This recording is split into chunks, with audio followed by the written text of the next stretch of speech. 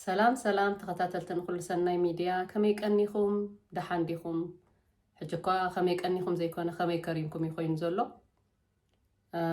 كمي حقيكم ديو خميك كريمكم دارجانا بيو كوين زلو تأفي إيه زتأفأ كل مخنيات كأ بحد حدا مجشاتاتن حدا نجارات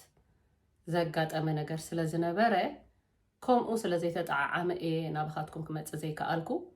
لما أنتي أتي زتأفأ كل قدايون نابخاتكم كعللكم مسئلكو كل جزء أنا متشم حدا نجار انتدأ أقات إمو كابت عزبتي يتأكم يخابز بالكو ويد ما نعي كابز مهارن نجار إيه زبز حقوان نابخاتكم حيزاز ما تفولتو إخو سلازي لومون اتزتأفأ كل مخنيات نمنتاي كام زتأفأ أقرأ مقدايون نتمهرتنا زخون نجار سلازل لو إلا سلازة حسبكو نابخاتكم حيزاز مسئلكو حراي زتأفأ كل مخنيات مقابر أدي كرئي ن أديس أبابا خيدي خنياتو أديس أبابا قدمي 4 عامات سلاز عرفت أنا خاء مقابر آخر إلى خيدة مالتيو مقابر مرأي تقم اللوديو ويدما قدأت ديزل لوو already اتزفولتو يفولتو إيو أنا أدي حميمة خلا قدم 4 عامات كابزي كيدا رئيا نيرة رئيا خاء ملس مسبالكو ورحي مساعد أنيحي نابز ملس مسبالكو بدحري أو ورحي عارفة مالتي سلازي نعاي أزي إيو بالتعمي قوسل خوين النيرو مالتي بالتعمي إيه تقولي إيه بالتعمي إيه مغنياتو أدي لحقيفة بقى النابخ أخو خم هزبي أدي معاريه النابلكو سلازي كبركوا بتعمي إيه وشتأي كل جزي حمام نيروني أنا إذا خجبر إيه مالتيو كيده مقابر آخر نيروني مقابر رئي خاء كقبس نيرون مالتيو already أتوم نقولكم أي متكم ناي بحقي حسم أي تركبوا حزن أي تركبوا كبيدي حزن بفلاي موت ولادي موت ولادن بطعم يخبيد موت بحفشات عما يكونن اندي كن كبيدي بقى ناي ولاد خاء فلاي موت أدخاء تزخفه موت أبوون كم اندي موت أدخاء غزا اندي زقرر بزخونه سلازي أنا كخيد نيرون مالتيو بخوف مخنيات كأ أبو دارجان واحد بلا جزي غيرنا مسينا مالتيو حجي مقابر أدي مرأي نعي تقيم الندو قودي إن نزبل حق زربا مقابر مرأي مقابر ترحي ولا دي خات ترخبلو يكونن ولا زمو تحوخا زمو تولاد كاون ترخبلو نجر أي كونن جن كي قبر كاين تخينكا اتزخف أكال أي حمامن كال أي قسلن يزخونكا موت نايديك أخل النسي عندنا أنت إخوينني رأسي إخاء توسخ حمامن قسلني إخوينني واي أنا زادي أبتقى أبا خوين تزخون نيري مخنياتو اتحامي ما خلا تبلن زنبرات نجرات نيرئيو دحري وانا بسمس متاخو يدول الله دقاقي مثل زنبركو تبلن نجر نيرئيو تحاو مسيلوا فرقوا علي وسدن ندو زبل سدن قصكا قالات تزاربن نيرئا لذا أنا قرب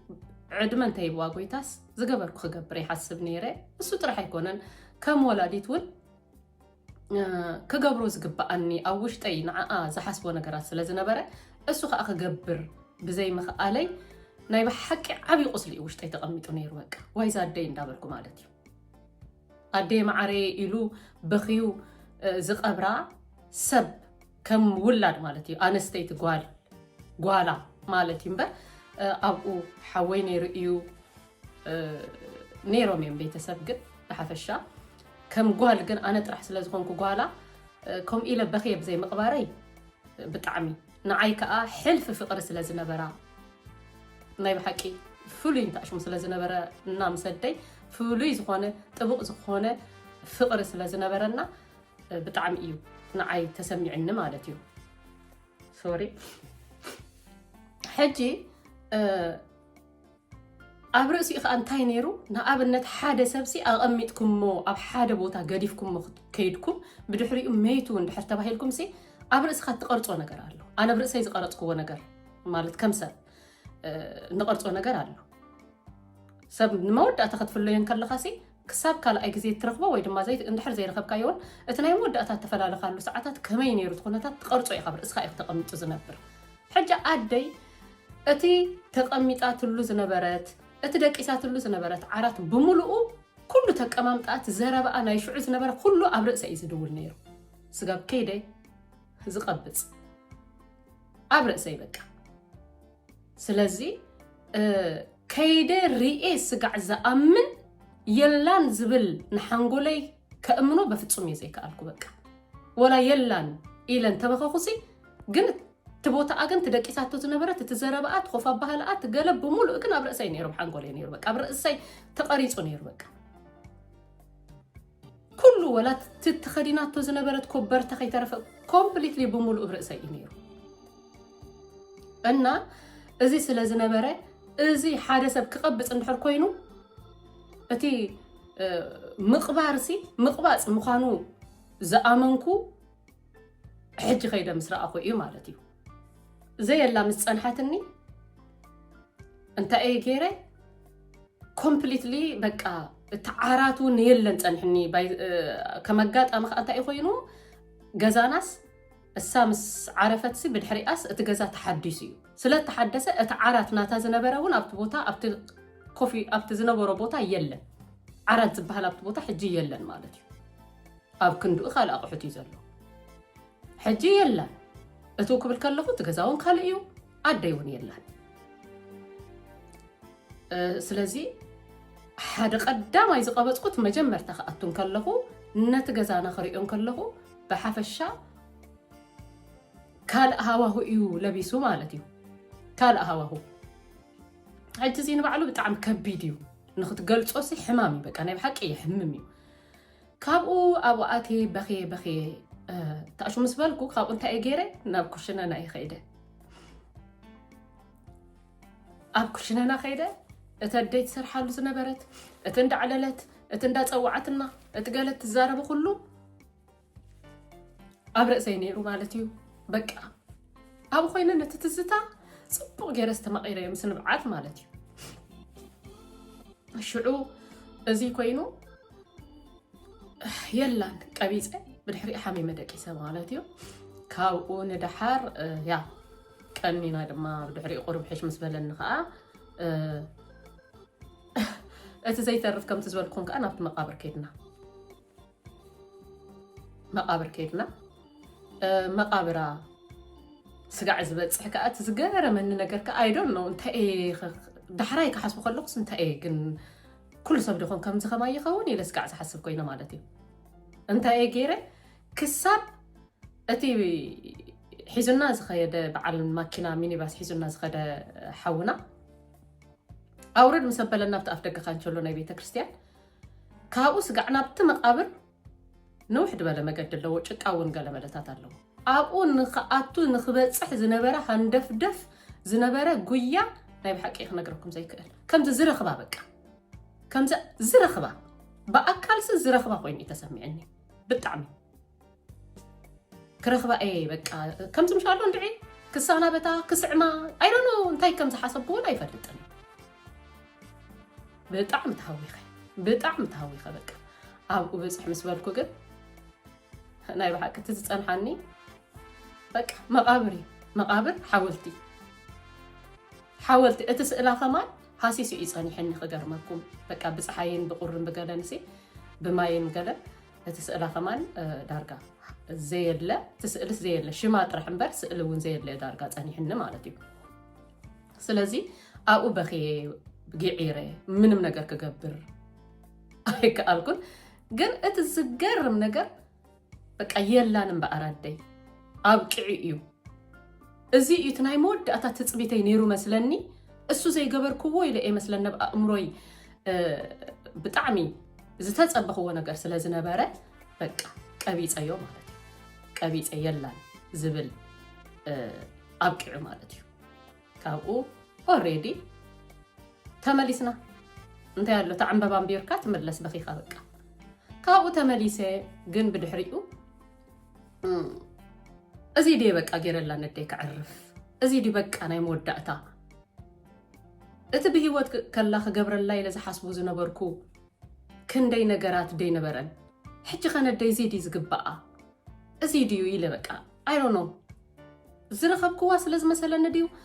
ዝነፍሰለይ ዝወፃለይ ስለዝመሰለኒ ድዩ ግን ኣይፈልጥኒ ሓንቲ ቁርብ ንእሽተይ ነገር ሰባት እክብ ኣቢልና ኣቢለ ከዓ በቃ ነደይ ከመስግን ኣለኒ ኢለ ሓሲበ ማለት እዩ ከመስግን ኣለኒ ነደይ ኢለ ናይ ምስጋና ጊዜ ከዳልወላ ኣለኒ ኢለ ሓሲበ ማለት እዩ ሽዑ ዘሎ ቤተሰብ ድዩ ዘሎ ፈላጢና ድዩ ኦሬዲ ኣብኡ ተወሊድና ስለዝዓበና ዘሎ ኩሉ ቤተሰብን ፈላጢናን ጎረባብትናን ኩሉ እንታሽሙ ድማ ፀዊዕና ማለት እዩ ነደይ ምስጋና በቃ ኣደይሲ እንታይ ዓይነት ኣደ ከም ዝነበረት ሓቂ ዘረባ ከመስግን ኢለ ወይ ድማ ክጀሃር ኢለ ይኮንኩን ኣደይ ብጣዕሚ ኩሉ ሰብ ከባቢ ብምሉእ ዝፈትዋ ዝነበረ ፈታዊት ጋሻ ፈታዊት ሰብ ፈታዊት ድኻ ዝነበረት ካብ ዘለዋ ትመቅል ኩራ ባእሲ ዘይትፈቱ ዝተባእሰ ትዓርቕ ብርኽቲ ኣደ እያ ነይራ ኩሉ ሰብ ዝፈትዋ ኣጋጣሚ ኮይኑ ከዓ ትናይ እግዚአብሔር ስራሕ ማለት እዩ ኣነ ነደይ ስለ ዝመስል እቲ ሰብ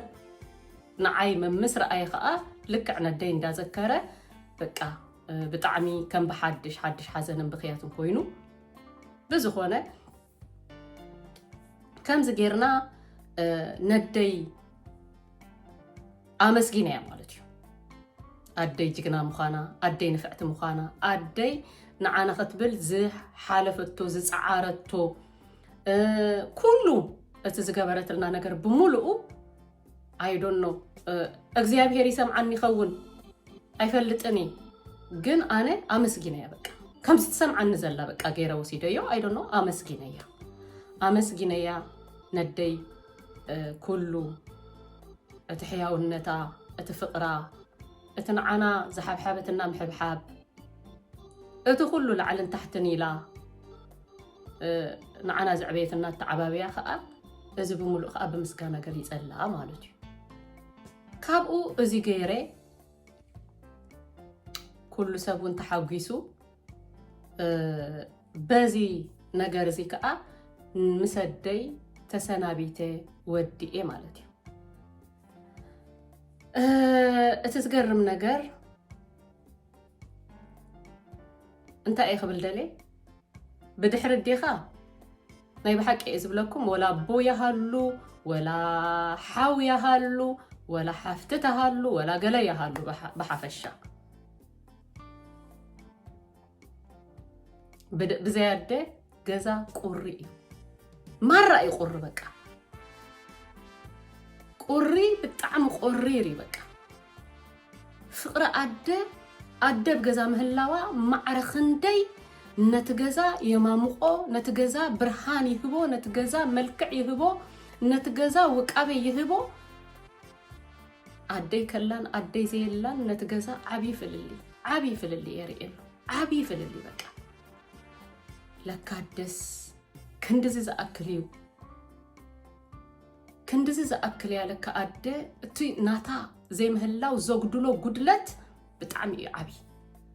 ስለዚ ኣደ ከላ ክንሕብሕባ ክነፍቅራ ክነኽብራ ክንእዘዛ ሕራይ ክንብላ እዩ ዝግባአና ክብለኩም ደልየ ምክንያቱ ኣነ ዓዲ ስለ ዘርሓቅኩ ንነዊሕ ዘመን ካብ ወላዲተይ ተፈልየ ነይረ ስለዚ እዚ ዓይነት ኣብ ውሽጠይ ዋይ ኣነ ንምንታይ ካብ ኣደይ ተፈልየ ምስ ኣደይ እንተዝነብር ነይረ እዚ ኩሉ ዓመታት ስግዲ ኣደይ እየ ዝብል በቃ ስለዚ ከምዚ ኣነ ዝጠዓሶ ዘለኹ ከይትጠዓሱ ምእንታን እየ ነዚ ቪድዮ እዚ ዝሰርሖ ዘለኹ ኣብ መወዳእታ ክብለኩም ዝደሊ በጃኹም ኣዴታትኩም ብሂወት እናሃለዋ ኣቦታትኩም ብሂወት እናሃለዉ ከለዉ ወለድኹም ዝግብኦም ነገር ግበሩሎም በጃኹም ዝግብኦም ነገር ግበሩሎም ናይ በሐቂ እዝብለኩም ምስ ሓለፉ ሓንሳብ ከርክበሉ እናበልኩም እንተ ደኣ እቶም ትፈትውዎም ወለድኹም እቶም ዘፍቅሩኹም ወለድኹም እቶም አባኹም ተስፋ ዝገበሩ ወለድኹም ሓንሳብ እንተ ሓሊፎም ዘይወፅእ ጣዕሳ እዩ ዘይወፅእ ጣዕሳ በሐቂ እድብለኩም ደለኹ ከቢድ በቃ ከቢድ ዋይ ኣነልካ ክትመልሶ ከዓ ዘይትኽእል እኳ እያ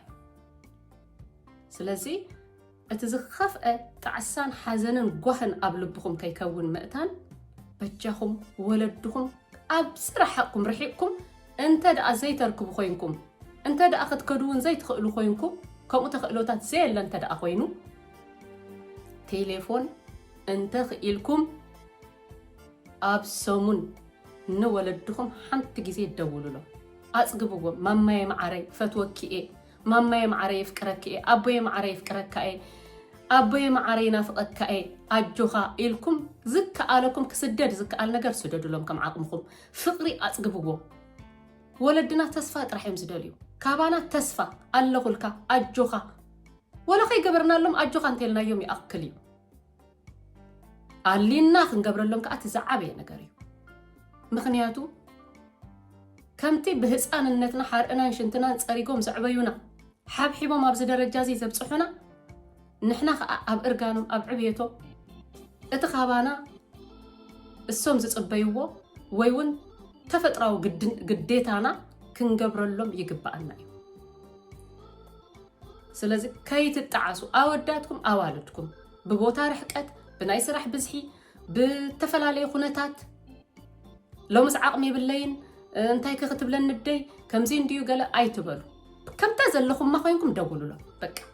በጃኹም ገሊኹም ይርዳእኒ እዩ ዘለኹም ኩነታት ስለ ዘይጥዕም ናብ ወለድኹም ክድውሉውን ዘይ ክትክእሉ ትኾኑ እንታይ ክገብረላ ኢለይ እንታይ ዓቕምለን ንመኤን ምድዋል ጥራሕ ክድውል ትብሉ ትኾኑ ግን ድምፅኹም ምስማዕ ንወላዲትኩም ንወለድኹምን ዓብይ ነገር እዩ ኣጽግብዎም ከምኡ እናበልኩም ኣነ ሓቂ ዘረባ እዚ ክብለኩም ከለኹ ንወላዲተይ በቃ ደዊለይ 10,000 ፍቕረይ ድገልጸላ ነይረ ምክንያቱ ብጣዕሚ ስለ ትፈትወኒ ብጣዕሚ ከዓ ኣነ እውን ስለ ዝፈትዋ ዝነበርኩ ያው ንወላዲኻ ይፈትዋ ኣይበሃልን ከም ንፋቶስ ፍሉጥ እዩ ግን ሕልፍ ዝበለ ስለ ዝነበረ ማለት እዩ ስለዚ በቃ ይጨርቀላ ፍቕሪ የጽግባ እየ ነይረ ፍቕሪ ብጣዕሚ እየ ድገልጸላ እሳ ከዓ ከምኡ ኢና ነይርና ግን ኣነ ከምቲ ዝግባኣ ኣይገበርኩላን ኢለ እየ ዝሓስብ ዋላ ሕጂ ስለዚ ኣብ መወዳእታ ንዓኻትኩም ክገድፈልኩም ዝደሊ ወላዲ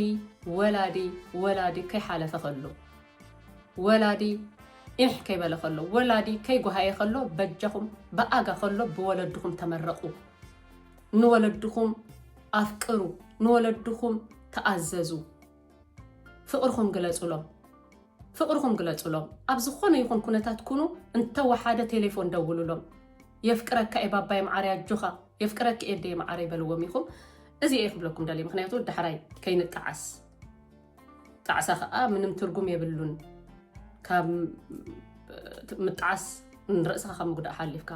ተምጽኦ ነገር ስለዚ የለ እየ ክብለኩም ደሊ ስለዚ እቲ ዘጥፋኣኒ ጉዳይ እዚ ነይሩ እቲ መወዳእታ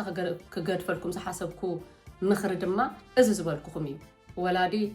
ኣብ መቃብር እምኒ ከይተተረኣሰ ከሎ ነኽብሮም ندوللهم دهايوم نفلت رحق انتلنا ون مالتي أبطقنا نزلوا ولدنا دما نحب حبهم أي ندفرهم قالينا ندافرينا نولدهم أي تدافروا بجاهم أي تدافروا من يبالكم ولادكم هو ما يمعاري كم زي أقوى سنحمو زي ترد أخيو نقرالو ولا شو أنت حارقنا أنت هنا كمان قدفا بلنا يموزينا مزحالنا تمليسنا ماما كم زي أن كأن بلهم بجاهم حماق ملسن ولدكم أي تملسوا بعلقة تفلت بعلقة تفلت أي تبلوا من ولدكم أنت لهم بخبدهم بقافوا موزي أم تزير قمكم أجزيابي هير ولدنا خنا خبر قال أملاخ صحفي كقن عنا أنت خوينو أبتن نبر له هاجر كعدمنا خنوح صبق هوت كنحلف أبونا أدينا نخبر نديون نبؤون صرف زصرف حماق قال زوص موت يموت يبل مصحف قدوس موت يموت حماق قال زوص سين نولادي حماق قال زوص موت يموت يبل سلازي ولدنا نخبر نحد حدناون مسحواتنا نفقر بناهنا احوات فقر زي مهلاونا خا ولدي كغوي سلازخلو بحافشاس نولدنا زوق ነገር اي نغبر ايه خبلكم دالي سلازي نايلوم عنت ملእختي نزي مسل نيرو ابرس لبوناخم اتي اباي زغاطمه ነገር ከአ አባኹም ከይገጥም ወይ ድማኒ ንዓኻትኩም ከም ከየጋጥመኩም እሞ ዳሕራይ ከም ዝኸማይ ከይትጉህዩ ብምባሌ ነዚ ሓሳብ እዚ ያምጽእዮ ተጠቂምኩም ልኩትኮኑ ተስፋ ገብር እንተ ደአፈቲኩም ሞ ናብ ካልኦት ሼር ክትገብርዎ ከምኡውን ሰብስክራይብ ክትገብሩ ብትሕትና يحتت كابلو من دحار كي تفاقو بتختاتالي خمتص كفتني اقرا ما قد يدما اب اخ قبلا دليل اللهو ازي channel مئتان كعبي كومو بمحارنيان بتقرنيان كقبرو يحسب اللهو اتوم تقرنيا